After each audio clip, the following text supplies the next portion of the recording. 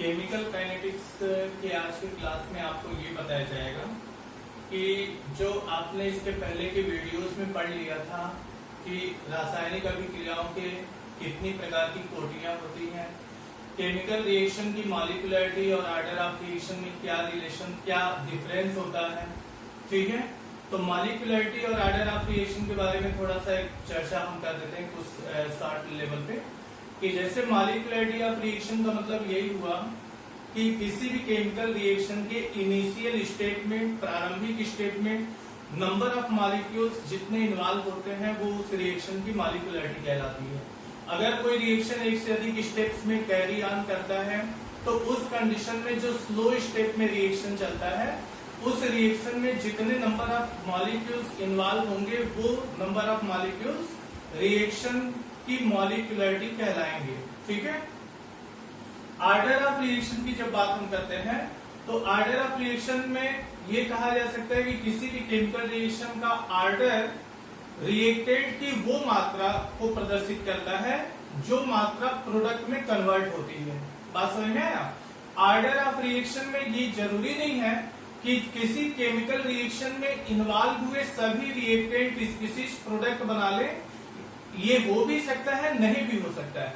लेकिन जो order of reaction होता है वो सिर्फ उन्हीं रिएक्टेंट के कंसंट्रेशन पर डिपेंड करता है जो कंसंट्रेशन प्रोडक्ट में कन्वर्ट होता है। ठीक है, तो ऑर्डर ऑफ रिएक्शन फ्रैक्शनल भी हो सकता है, इंटीजर भी हो सकता है, जीरो भी हो सकता है। लेकिन मॉलिक्यूलरिटी की अगर बात करें तो वो कभी भी जीरो नहीं हो सकती है। ठीक है, तो ऑर्डर ऑफ रिएक्शन में zero order reaction, first order, second order, third order और एक और आपने पढ़ा था स्यूडो फर्स्ट ऑर्डर रिएक्शन। तो स्यूडो फर्स्ट ऑर्डर रिएक्शन के बारे में एक बार और जान लो कि ऐसे केमिकल रिएक्शन जिसमें एक से अधिक रिएक्टेंट इन्वॉल्व होते हैं। बात समझ में आया? ऐसे केमिकल रिएक्शन जिनमें एक से अधिक रिएक्टेंट इन्वॉल्व होते हैं लेकिन उस रिएक्शन का जो ऑर्डर है या उस रिएक्शन का जो रेट है वो सिर्फ एक ही रिएक्टेंट के कंसंट्रेशन पे डिपेंड करता है, तो ऐसे reaction pseudo first order reaction के नाम से जाना जाता है। स्यूडो फर्स्ट ऑर्डर रिएक्शन की विशेषता ये भी होती है कि उस रिएक्शन में अगर दो रिएक्टेंट इन्वॉल्व होते हैं तो एक रिएक्टेंट काफी अधिक मात्रा में उपस्थित होगा जिसके कारण पूरे रिएक्शन के दौरान उस अधिक मात्रा वाले रिएक्टेंट के कंसंट्रेशन में कोई परिवर्तन नहीं हो पाता है। ठीक है, तो इस कारण उस रिएक्शन का जो रेट है केवल एक ही रिएक्टेंट के कंसंट्रेशन पर डिपेंड करता है, जिसके कारण हम लोग कहते हैं कि वो स्यूडो ऑर्डर रिएक्शन है। अब ऑर्डर ऑफ रिएक्शन के नेक्स्ट टॉपिक में आज हम आपको ये बताएंगे कि ऑर्डर ऑफ रिएक्शंस की काइनेटिक इक्वेशन क्या होती है और उस काइनेटिक इक्वेशन के हाफ लाइफ टाइम क्या होते हैं, कैसे हम उस हाफ लाइफ टाइम को ज्ञात कैसे कर सकते हैं और उस पर आधारित कुछ महत्वपूर्ण न्यूमेरिकल्स। ठीक है, तो ध्यान से देखिएगा। शुरुआत हम लोग first order zero order reaction की काइनेटिक आपको इसके पहले वाले वीडियो में मैंने दे दिया था, इक्वेशन भी आपको मिल गया था। फर्स्ट ऑर्डर रिएक्शन की आज से शुरुआत हम करते हैं। फर्स्ट ऑर्डर रिएक्शन की काइनेटिक्स हम कैसे ज्ञात कर सकते हैं, ध्यान से देखिएगा। तो काइनेटिक इक्वेशन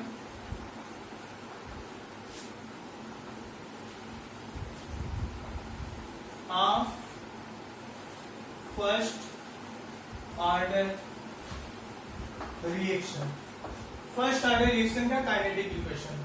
तो सपोज करो एक रिएक्शन ये चल रहा है, A टेंड्स टू प्रोडक्ट। ठीक है, कोई रिएक्टेंट A है जो प्रोडक्ट में कन्वर्ट हो रहा है। तो इनिशियल टाइम t में t बराबर 0, मतलब अभी प्रारंभिक समय में रिएक्शन अभी स्टार्ट नहीं हुआ है। कैपिटल A की प्रारंभिक सांद्रता स्मॉल a है। चूंकि रिएक्शन अभी स्टार्ट हुआ नहीं है तो प्रोडक्ट क्या होगा, 0 होगा। ठीक है, after time t, after t मतलब अब रिएक्शन स्टार्ट हो चुका है और t समय बीतने के बाद स्मॉल a की x मात्रा प्रोडक्ट में कन्वर्ट हो रही है। तो बची कितनी मात्रा, a माइनस x। इसकी a माइनस x मात्रा बचेगी। तो by law of mass action, द्रव्य अनुपाती क्रिया का नियम आपको ये भी बताया जा चुका है। इसके अनुसार रेट ऑफ रिएक्शन हम यहां से दिखा सकते हैं, रेट ऑफ रिएक्शन ये प्रोडक्ट की सांद्रता पे डिपेंड करेगा, मतलब सॉरी रिएक्टेंट की सांद्रता पे यहाँ पे डिपेंड करता है ये, यानी A माइनस एक्स की कंसंट्रेशन पे ये डिपेंड करेगा। मतलब जैसे जैसे इसका कंसंट्रेशन घटता जाएगा समय के साथ साथ तो घटेगा ही घटेगा जो रिएक्टेंट का कंसंट्रेशन है, तो रेट ऑफ रिएक्शन भी क्या होगा, घटता जाएगा। तो ये दोनों एक दूसरे के डायरेक्टली प्रोपोर्शनल होंगे। रेट ऑफ रिएक्शन को dx अपॉन dt, और यहाँ पे हम बराबर वाला चिन्ह लगाएंगे, कांस्टेंट k से गुणा करेंगे a माइनस एक्स हो जाएगा। या हम इसके क्या है वेलोसिटी कांस्टेंट, या इसको हम रेट कांस्टेंट भी कहते हैं। अब इसको थोड़ा सा हम एडजस्ट कर सकते हैं ऐसे, dx upon a minus X equal to k dt। अब ये जो समीकरण मिला, इस समीकरण के दोनों पक्षों को हम इंटीग्रेट कर दें, ठीक है। समाकलन के दोनों पक्षों का यदि हम करेंगे तो देखिए ये हो जाएगा 0 टू x, लिमिट रखते हुए यहाँ पे हम इंटीग्रेट करेंगे 1 upon a minus X into D X is equal to, इसको भी इंटीग्रेट करो चूंकि k कांस्टेंट है, k आपका कांस्टेंट टर्म है, तो कांस्टेंट टर्म बाहर आ जाता है इंटीग्रेशन से, k 0 टू t dt ये हो जाएगा। अब देखो यहाँ पे एक फार्मूला लगता है, जब 1/a माइनस एक्स होता है तो यहाँ पे थोड़ा सा कुछ फार्मूला जान लीजिए। एक फार्मूला होता है, अगर इंटीग्रेशन 1/x dx है, ठीक है, तो इसको हम लिखते हैं क्या, log x। बात समझ में आया? 1/x dx का इंटीग्रेशन क्या होता है, log x। उसी तरीके से चूंकि अब नीचे यहाँ पे दो पद हैं, a और x दो आया है, तो इन दोनों पदों को पहले हम एक पद में कन्वर्ट करेंगे। तो यहाँ पे मान लेंगे let a minus X equal to p। अब दोनों पक्षों का डिफरेंशिएट कर दो, तो डिफरेंशिएशन में होता क्या है, जिसको हिंदी में अवकलन कहते हैं, अचर पद का अवकलन शून्य होता है। और x क्या है, ये तो समय के साथ बदलती हुई मात्रा है, तो इसको अचर मान नहीं सकते, वेरिएबल क्वांटिटी है। तो ये हो जाएगा, इसका हो जाएगा differentiate dA minus dx equal to क्या हो जाएगा, dp। ये आपका अचर पद का differentiation 0, dx equal to dp, या dx इक्वल टू हो जाएगा माइनस dp। बस समझ में आया? अब यहाँ पे देखिए, अब इस चीज को हम एडजस्ट कर सकते हैं, 0 टू x, देखिए 1 अपान a माइनस एक्स है ना, तो 1 अपान a माइनस एक्स के इफेक्ट p, और dx बराबर क्या हो जाएगा, माइनस dp। तो माइनस को आगे ला दो, माइनस को आप आगे ला दीजिए, ये dp हो जाएगा इज इक्वल टू, ये हो जाएगा k। अब देखिए इंटीग्रेशन और डिफरेंशिएशन एक दूसरे के व्युत्क्रम होते हैं, तो ये यहाँ से ये कैंसिल हो जाएगा, ये बचेगा आपका t, तो kt हो जाएगा। और देखो यहाँ चूंकि लिमिट रखा हुआ है 0 से t, तो 0 रख देंगे, ये t रख देंगे, प्लस जब भी इंटीग्रेशन करते हैं तो एक इंटीग्रेटिंग कांस्टेंट को जोड़ दिया जाता है। तो यहाँ पे c मैंने जो जोड़ा है वो इंटीग्रेटिंग कांस्टेंट हो गया। अब यहाँ पे हो जाएगा माइनस 1 अपॉन x के फॉर्म में ये आ चुका है, तो ये क्या हो जाएगा, log x के फॉर्म में है, तो इसको हम log p लिख सकते हैं। लेकिन रसायन विज्ञान या विज्ञान में जब हम log लेते हैं तो log का स्टैंडर्ड फॉर्म यूज करते हैं, ठीक है। तो यहाँ पे 1 अपॉन p को हम लिख सकते हैं log p, तो log का स्टैंडर्ड फॉर्म क्या होता है, ln होता है, ln p हो जाएगा। और लिमिट रख दो 0 टू x इक्वल टू, ये हो जाएगा आपका k। अब देखिए पहले अपर लिमिट रखते हैं, तो t की जगह पे t होगा तो t ही हो जाएगा, माइनस t की जगह पे 0 रखेंगे तो ये 0 हो जाएगा, प्लस c, ठीक है। अब ये हो जाएगा माइनस ln p का मान रख दो, p क्या माने थे आप, a माइनस एक्स, ये 0 to x is equal to, अंदर गुणा कर दीजिए kt प्लस c, ये इक्वेशन आपका आया। अब देखिए आप लोग इसको नोट भी करते रहना, वीडियो को पॉज करके आप लोग इसको पूरी अच्छी तरह से कॉपी पे नोट कर लीजिएगा, ठीक है।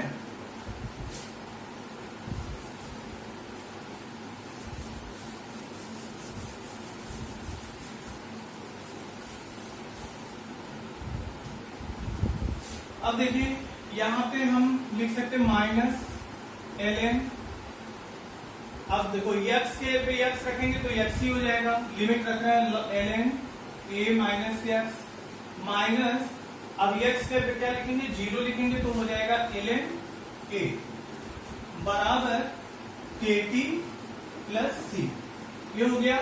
अब माइनस को अंदर भेज दीजिए तो ये हो जाएगा आपका ln a पहले आ जाएगा minus ln a minus x equal to kt plus c, ये हो गया।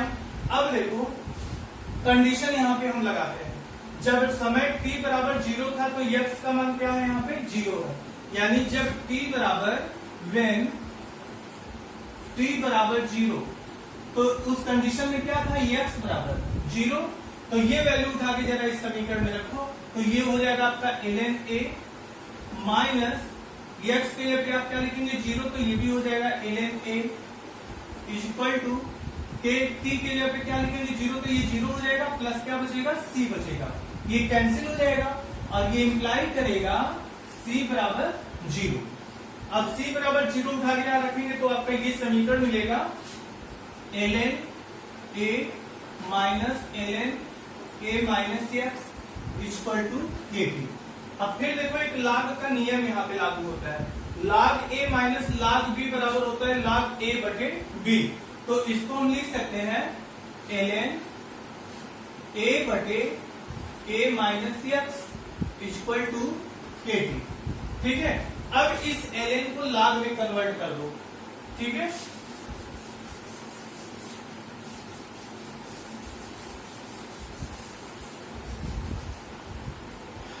तो इस ln को जब log में कन्वर्ट करते हैं तो देखो ये सूत्र होता है, ln को अगर log में कन्वर्ट करते हैं तो 2.303 log हो जाता है, ठीक है। तो इसी तरह से यहाँ पे भी आपका हो जाएगा 2.303 log 10 a upon a minus x equal to kt। अब यहाँ से t को मतलब ट्रांसफर कर दो तो k बराबर आपका एक्सप्रेशन मिल जाएगा 2.303 अपॉन t log 10 a बटे a माइनस x, ये आपका इक्वेशन बना फर्स्ट ऑर्डर रिएक्शन का काइनेटिक इक्वेशन। ये फर्स्ट ऑर्डर रिएक्शन का काइनेटिक इक्वेशन बना k equal to 2.303 upon t log 10 a बटे a माइनस x। ये इक्वेशन काफी इंपॉर्टेंट है, इस पर आधारित कई क्वेश्चंस आपके बोर्ड एग्जाम में भी पूछे जाते हैं और इसी पर आधारित एक कंपटीशन में भी क्वेश्चंस आते रहते हैं। तो ये इक्वेशन आप ध्यान से देख लेना, इन पूरी चीजों को नोट भी कर लीजिएगा। अब इस समीकरण के आधार पे हम हाफ लाइफ टाइम को भी ज्ञात कर सकते हैं फर्स्ट ऑर्डर रिएक्शन के लिए। कैसे ज्ञात करेंगे देखिएगा।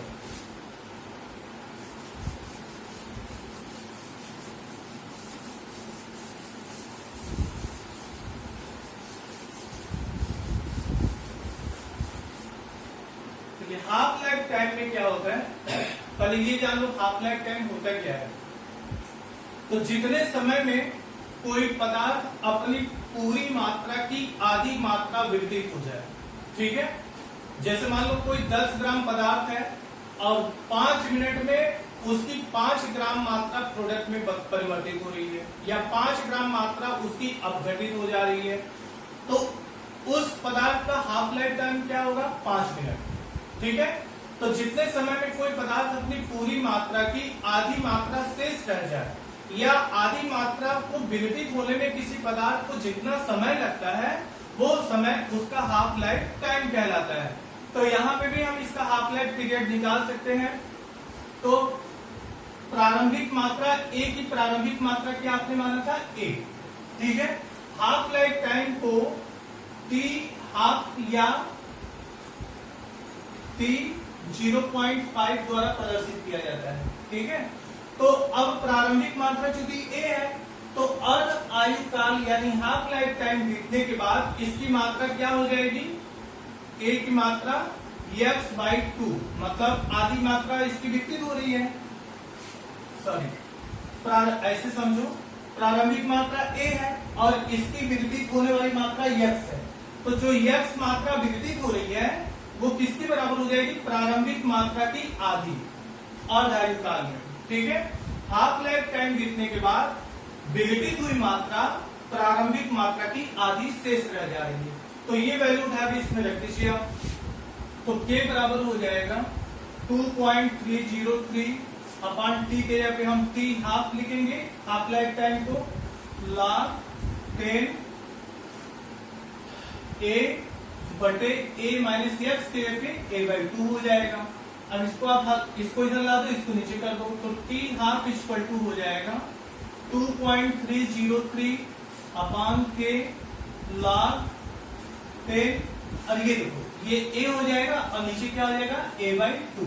अब a से a यहां खत्म हो जाएगा, 2 ऊपर चला जाएगा। t half equal to 2.303 upon K log 2 का मान होता है 0.3010। तो यहाँ पे डायरेक्ट मैं लिख दे रहा हूं 0.3010 और इसका इसमें जब आप गुणा करेंगे तो इक्वेशन आपका बनेगा t half is equal to 0.6932 upon k। ये आपका इक्वेशन बना हाफ लाइफ टाइम का।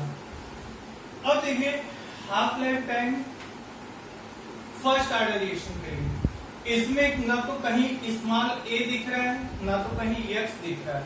तो इसमें जो हम कह सकते हैं कि half life time first order reaction का जो होता है वो रिएक्टेंट पदार्थ की किसी भी कंसंट्रेशन को व्यक्त करने वाले यूनिट्स पर डिपेंड नहीं करता है, क्योंकि कोई इसमें कंसंट्रेशन वाला टर्म है नहीं। तो कंसंट्रेशन को व्यक्त करने वाले किसी यूनिट पर हाफ लाइफ टाइम डिपेंड नहीं करता है। ठीक है। और एक बात और है कि अगर फर्स्ट ऑर्डर रिएक्शन से हम अगर ग्राफ प्लॉट करें, ग्राफ यदि हम खींचते हैं तो ग्राफ कैसा हमें मिलता है, तो देखिए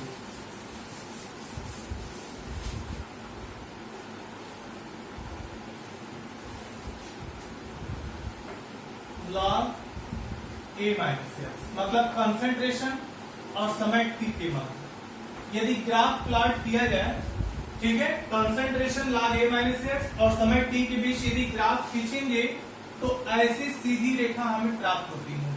ये रेखा ये बताती है कि जैसे जैसे समय आगे बीतता जाता है कंसंट्रेशन मतलब a माइनस एक्स क्या है, ये तो रिएक्टेंट की शेष मात्रा है ना, जो समय t बीतने के बाद शेष रह जाती है। तो जैसे जैसे समय बीतता जा रहा है वैसे वैसे कंसंट्रेशन क्या होता है, देखो ये जैसे जैसे आगे हम जा रहे हैं ग्राफ वैसे वैसे नीचे आ रहा है। कितने इस समय पर ग्राफ लगभग यहाँ पे है, मतलब कंसंट्रेशन का मान काफी ज्यादा है।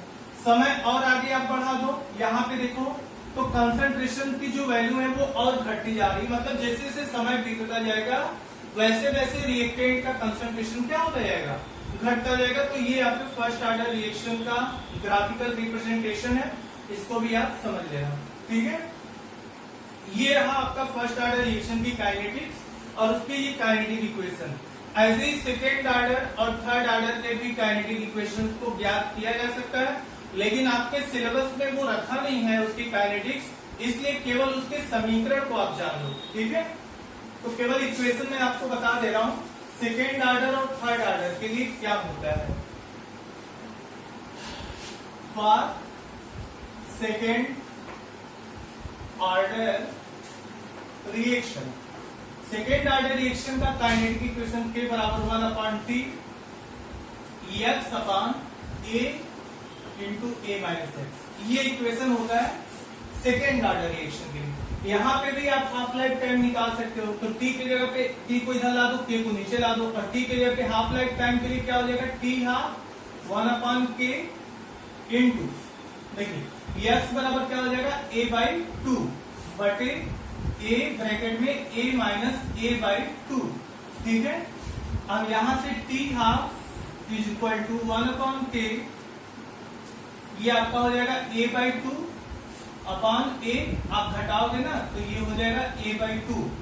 ठीक है, तो ये फिर यहां से ऊपर कट गया, ये t हाफ क्या आ जाएगा यहाँ पे सेकेंड ऑर्डर रिएक्शन के लिए 1/k into a।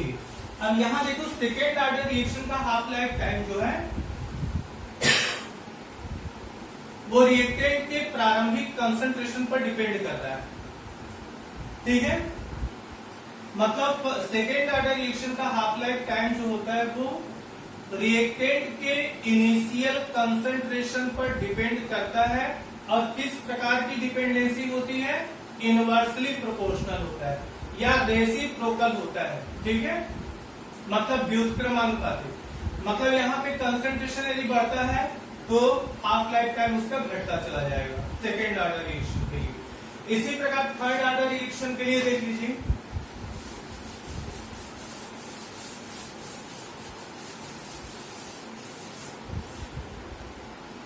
For third order reaction, third order reaction के लिए क्या काइनेटिक इक्वेशन बनता है? K is equal to 1/2T 1/a minus X का whole square minus a/a square. ठीक है, ये काइनेटिक इक्वेशन है फॉर थर्ड ऑर्डर रिएक्शन।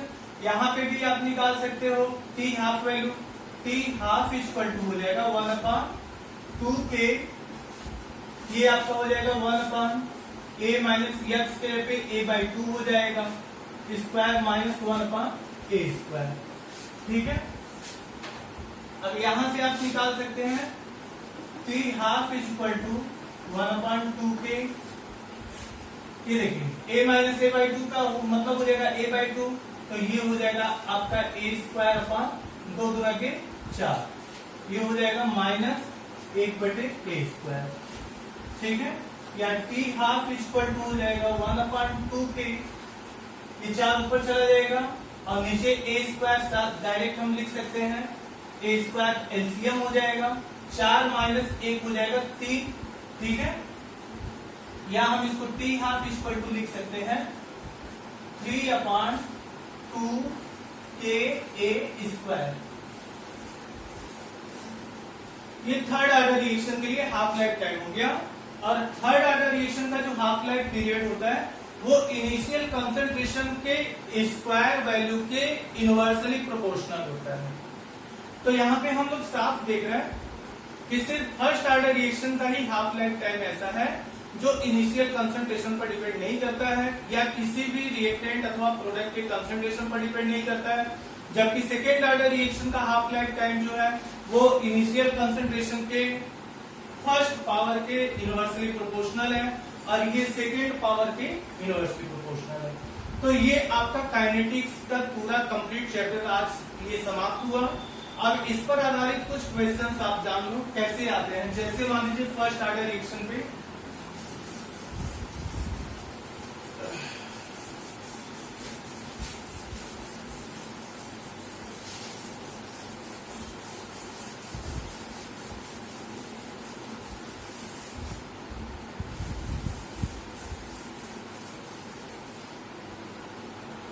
जैसे मान लीजिए क्वेश्चन है, यदि फर्स्ट ऑर्डर रिएक्शन के रेट कांस्टेंट का मान 60 हो तो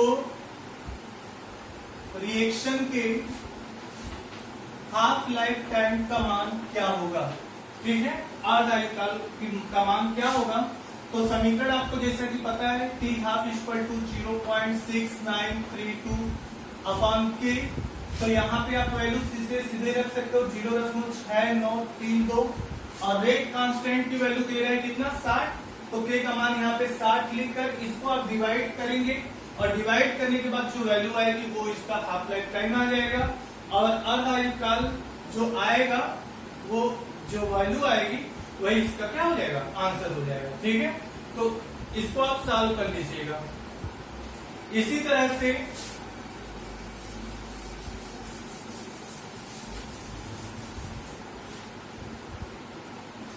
नेक्स्ट दूसरा एक क्वेश्चन देख लो, यदि किसी फर्स्ट ऑर्डर रिएक्शन की हाफ लाइफ टाइम 60 मिनट हो तो उस रिएक्शन को 90% पूर्ण होने में कितना समय लगेगा। यदि किसी प्रथम कोटि की अभिक्रिया की अर्ध आयुकाल 60 मिनट हो, ठीक है, देखो इसी पर आधारित क्वेश्चन आते हैं, इसलिए बिल्कुल ध्यान से समझ लो इसको। अर्ध आयुकाल 60 मिनट हो तो उस रिएक्शन का 90% कंप्लीट होने में कितना समय लगेगा, समय ज्ञात करना है। तो half life time T half दे रहा है, टी हाफ 60 मिनट, तो इससे आप निकाल सकते हो रेट कांस्टेंट के की वैल्यू। तो के बराबर क्या हो जाएगा 0.6932 अपॉन टी हाफ, तो टी हाफ की वैल्यू हो जाएगी 16, फार्मूला इसके पहले जो मैंने बताया था, ये के का मान हो गया। और समीकरण आपको फर्स्ट ऑर्डर रिएक्शन के लिए बताया गया है कि के बराबर 2.303 अपॉन टी log 10 a बटे a माइनस x। तो यहां से k का मान रख दो 0.6932 अपॉन 60 इज इक्वल टू 2.303 बटे t मान लो, t समय लगेगा, 90% कंप्लीट होने में t समय लगता है, ठीक है। वही t वैल्यू आपको ज्ञात करनी है, log 10 अधिक 90% कंप्लीट हो रहा है ना, तो प्रारंभिक मात्रा को अगर आप यहाँ पे 100 मान लो, 90% कंप्लीट हो रहा है, तो डायरेक्ट हम यहाँ पे कंप्लीट वाली वैल्यू निकाल लें। x यहाँ पे डायरेक्ट देखो कम जो पदार्थ की मात्रा प्रोडक्ट में परिवर्तित हो रही है वो है x, और 90% कंप्लीट होने का मतलब प्रोडक्ट कितना बन रहा है 90% बन रहा है। तो x बराबर हम क्या लिख सकते हैं, a का मतलब प्रारंभिक मात्रा का 90% हो गया, या इसको हम लिख सकते हैं 0.98, ठीक ना। तो ये वैल्यू यहाँ पे रख दो, a बटे a माइनस 0.98, ठीक है।